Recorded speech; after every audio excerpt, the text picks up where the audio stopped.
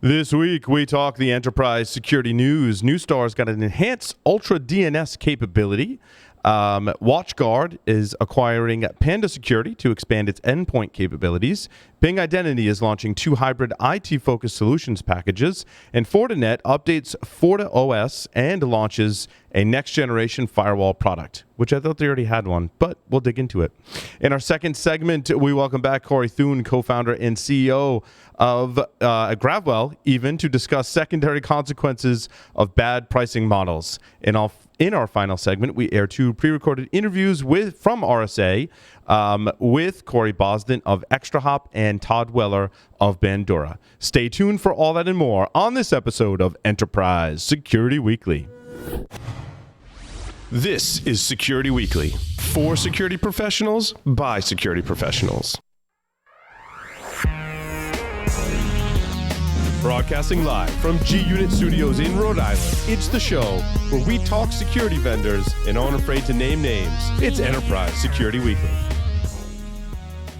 The Viavi Solutions Observer Platform provides SecOps teams a powerful combination of comprehensive data for threat hunting and incident response that includes wire data analytics and enriched flow records. Using pure, unaltered packet and net flow, Observer presents views across the entire IT infrastructure with threat alert features including scope, impact, and advanced traffic profiling. Teams can use automated workflows to dive into high-fidelity network evidence and more quickly resolve issues, minimizing impact on customers, users, and business operations. Learn more about the Viavi Network Security Solution and download free resources at securityweekly.com/Viavi. That's VIAVI.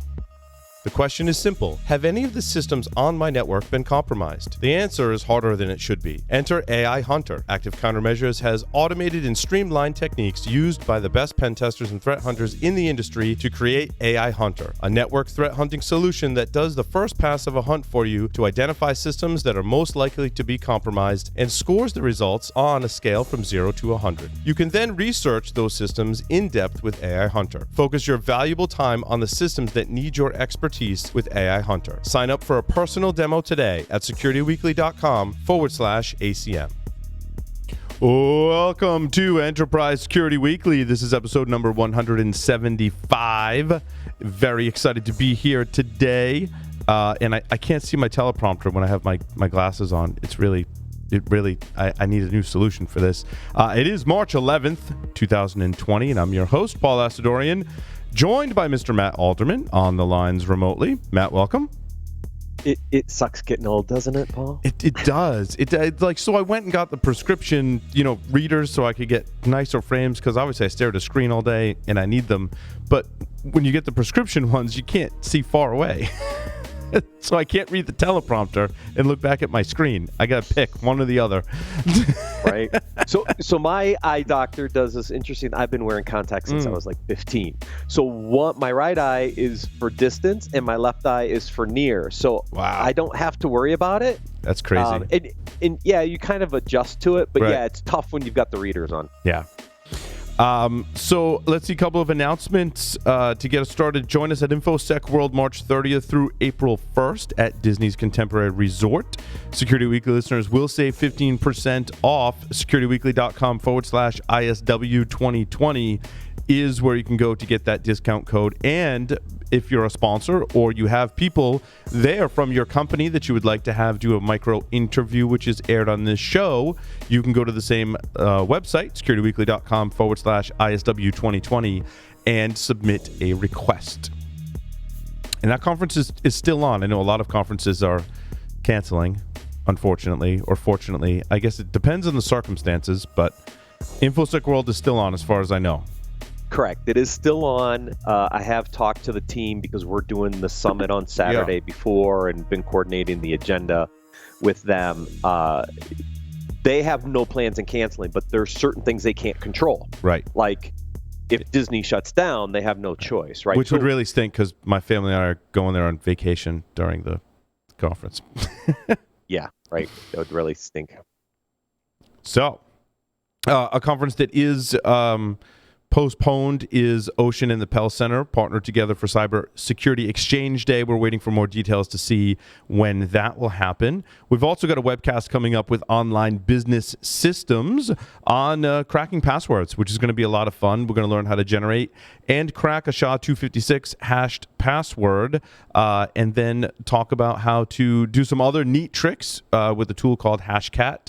And so it'll be our first virtual training for this year, and you can register by going to securityweekly.com, click the webcast training drop-down menu, and register for that one. Be lots of fun.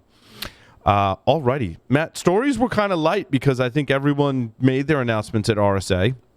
They did, but I want to cover cancellations, postponement. There's a good article on what's been postponed and canceled. I thought it was good because there are some security conferences that are impacted right now. We were just talking about InfoSec World right now, not canceled, no plans to unless something happens.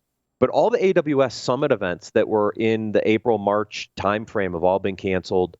Black Hat Asia is being moved now to September 29th to October 2nd.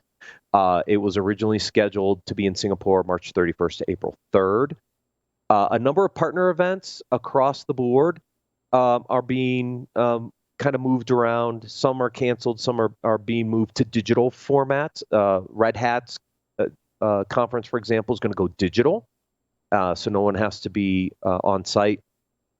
DEF CON China has been postponed. Mm-hmm.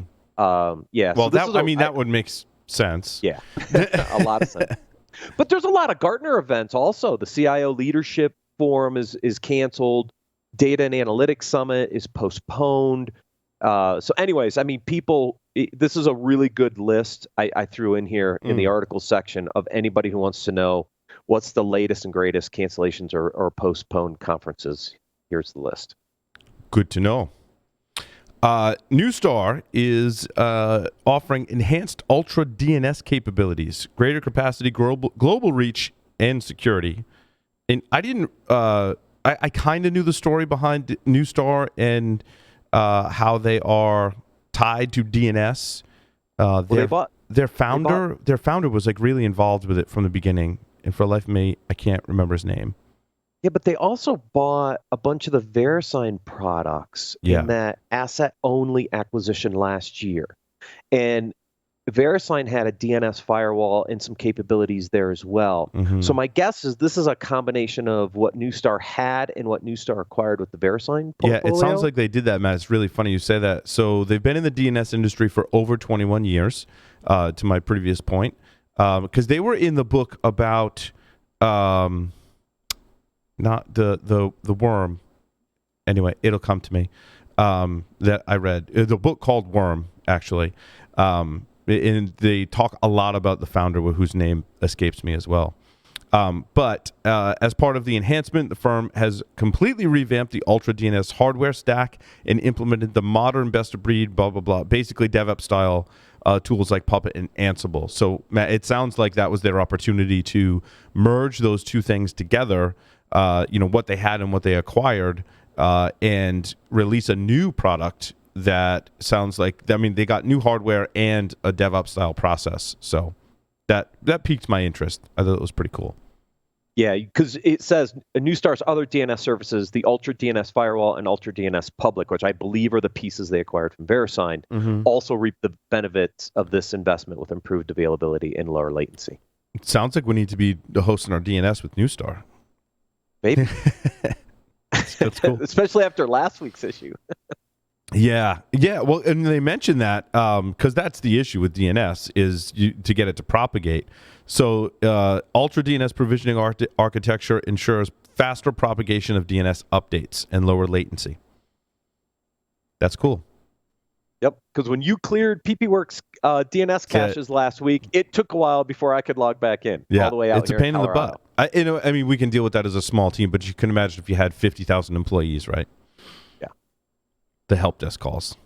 How do I clear my browser DNS cache? How do I clear the cache? And I was clearing cache all over the place, in the browser, on the system, and on our local caching DNS servers. All had to be cleared. And then still somehow it's stuck around on some systems.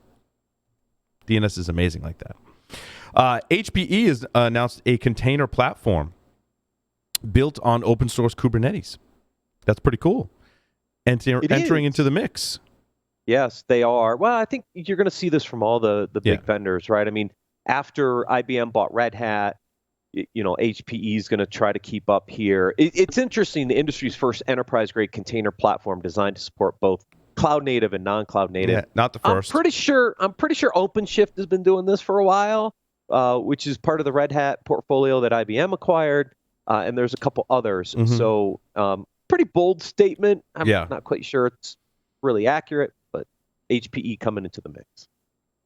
And I believe all the major cloud vendors have their. I know Amazon AWS has EKS, and some of the limitations there are it doesn't as tightly integrate with other AWS services as native AWS services like ECS for running containers, for example, or Lambda for running serverless functions. And Google and Microsoft in their respective cloud services also offer a hosted and managed Kubernetes, and all are slightly different. When we did the interview with Ian Coldwater on PSW, she did state there are differences. And then, of course, you can run it yourself. OpenShift is an option, now HPE. There's lots of options for hosting. Yeah, you still have Docker out there that's supporting Kubernetes and Swarm. Mesosphere is the other one, the other kind of major platform that's out there. So there are others that are there. Yeah.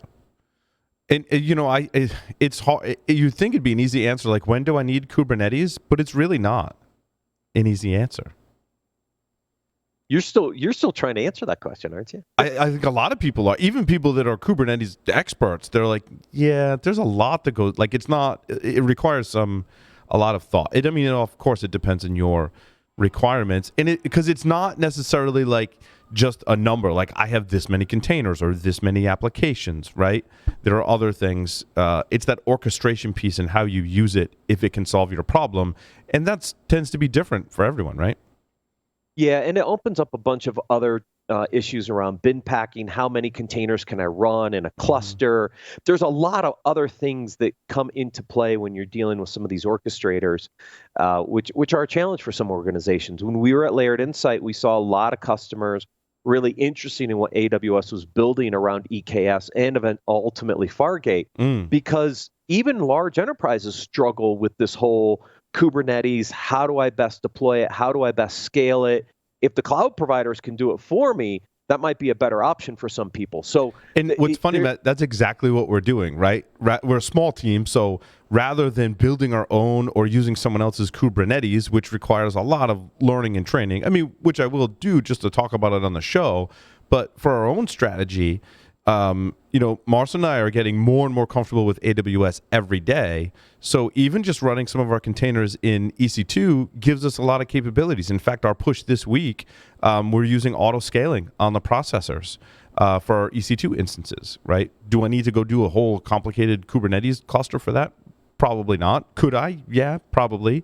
And get similar results if I want to really be in there in the weeds, right? So again, it all depends on your requirements.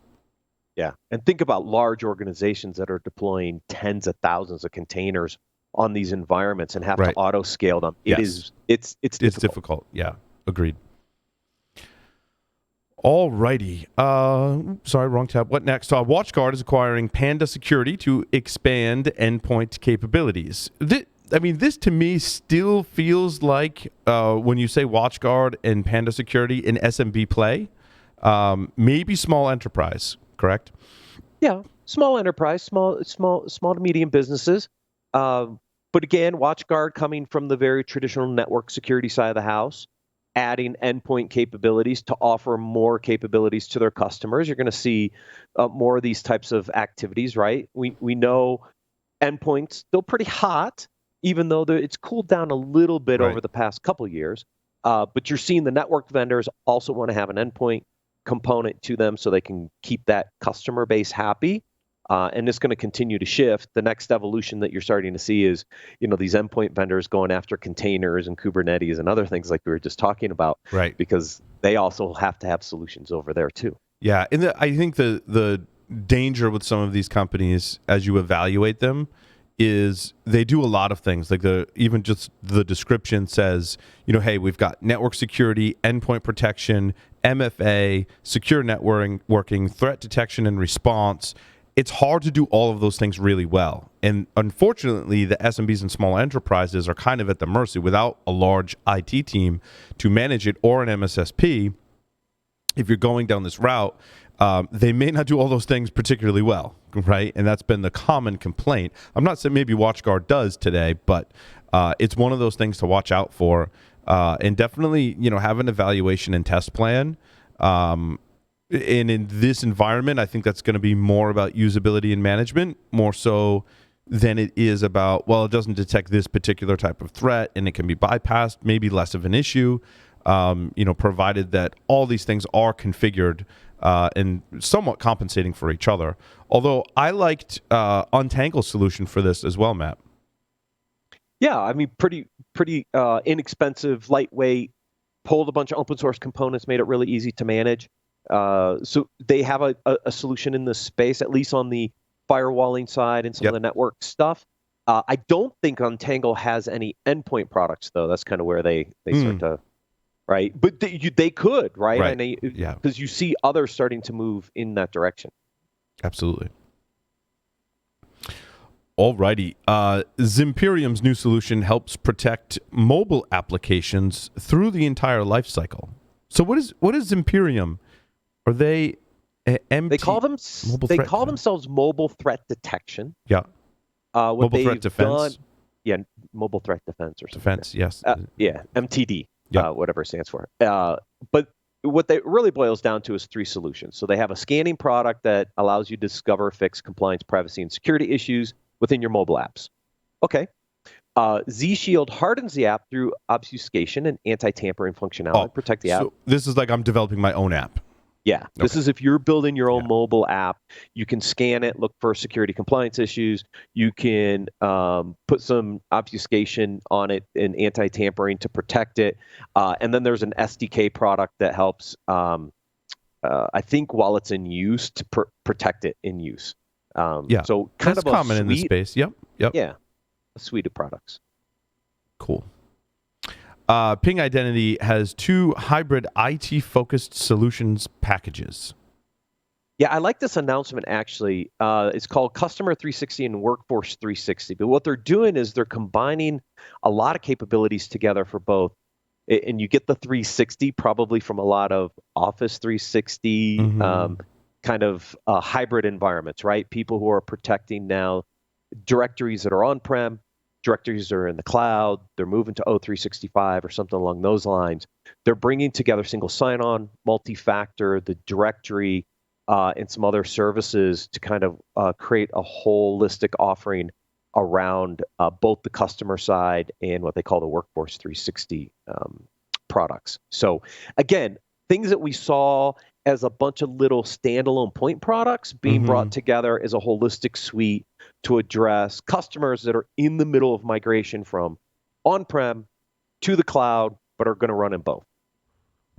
Yeah, and it's interesting there's some subtle differences between, when a larger vendor like Ping has this offering, and then there are smaller players that are doing, I did a briefing with one that does passwordless authentication, and they do it really well. But some customers may just opt to run what Ping has, but there's differences in there in the way that it's storing the credentials and handling access and its support. Other vendors, I can't remember the other like passwordless authentication vendors will do some interesting and unique things that may meet your requirements, such as one of them, I forget which one, lets you take a picture of your fingers and it reads your fingerprints from that if your phone doesn't have a fingerprint reader for an additional level of authentication. But I think for a lot of shops, if you go to Ping and you can get that single sign-on experience with MFA from one vendor and have to manage one vendor, I think this is, again, more of a smaller enterprise type of play.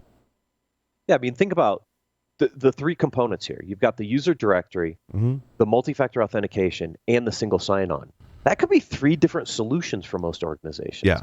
And then you got to try to integrate them all together and manage three different solutions. And so what Ping's trying to do is make that easier, bring it all together. That's why I like the announcement. I've never seen the reason why we have a bunch of different identity and access vendors when they should all start to come together and offer a suite of capabilities to streamline the user side of the equation. And that's what Ping's doing in these announcements. Yeah, agreed. And well, one of the other not so much problems is that Duo has such a great solution that oftentimes companies will go for Duo and then go to another vendor for their kind of identity, right? And use Duo for MFA. Yep. Now, I thought Fortinet had a next generation firewall product. I thought next generation was so next generation. It was next generation was last generation, and what we have now is next generation, next generation squared. I don't get this, right? I mean, all the firewall vendors are under pressure right now. Palo Alto was under pressure, Checkpoint was under pressure because the firewall market's declining. We predicted this years ago, that as the data center continued to move into the cloud, the perimeter continued to open up, eventually this was going to come into play. Okay, so you've seen what companies like Palo Alto and Checkpoint have done in making acquisitions into other areas.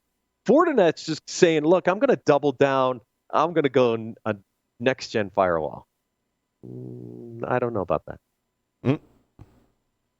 Yeah, it's kind of, I feel like they're late to the party with this announcement and probably should have called it something else. Yeah, something. Anything.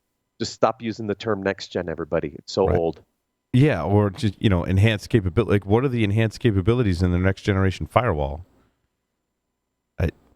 It's obviously, hybrid clouds, IoT. It's all the stuff that everybody else has been doing for a while. Sonatype was in the news and says it has plans to overhaul JavaScript scanning by providing new NPM automated pull requests and more free developer tools. This is a problem when you start working with JavaScript libraries and NPM and things like React or Vue, is you end up including a lot of other people's code in your libraries, which is really hard to verify that it is in fact not backdoored. And it's a tricky problem. And really, I mean, it's embracing the spirit of open source, but of course there's vulnerabilities in there. And that was kind of the heart of the Sonatype announcement. Yeah, I mean, their focus is really making sure that you've got the right in the latest and greatest open source libraries. They'll minimize the number of vulnerabilities you're potentially including into your builds.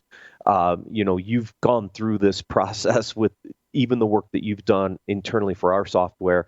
Think about all the other, from a JavaScript perspective, we've always had challenges with JavaScript as a whole anyways. But now when you bring in all these dependencies that you may or may not need, you're just increasing the attack surface. So anybody who can solve this problem better, hallelujah, because everybody struggles with this one. For sure. I mean, and I'll talk about it on our Container Security Day, how careful you have to be about what software you install on your containers and how to remove things at build time that you don't necessarily require, how important it is for least privilege, especially, in your container environment, because it just makes attackers' lives that much more difficult, which was interesting. I was thinking about this specific problem if someone does get shell inside of a container and your ape apt or other software that lets you install Linux packages, right? If that's there, they could install what they need. But if it's not running as root, they don't have permissions to do that. So a lot of interesting things in limiting your attack surface, really. Now with code libraries, that gets super tricky, and it's super hard to restrict a library because it's all just included within your application. And a lot of technologies can't differentiate between a library made this outgoing HTTP connection versus your application did. I don't know too many vendors that are doing that, if any. If you know of one, we'd like to hear from you. There's some that if they have the instrumentation embedded inside the container could probably do it. Whether they do it right now by default, I'm not sure. Yeah. Language support is also tricky too, right? Yeah, it would be language. Yeah, they're all execute differently, right? Yeah. Cool. That's where the RASP vendors potentially had an opportunity. True. But then I think the whole container environment kind of upset their apple cart because we skipped RASP and went right into container security. Yeah, agreed. that will round out the stories for this week. Stay tuned. Coming up next, Corey from Gravwell.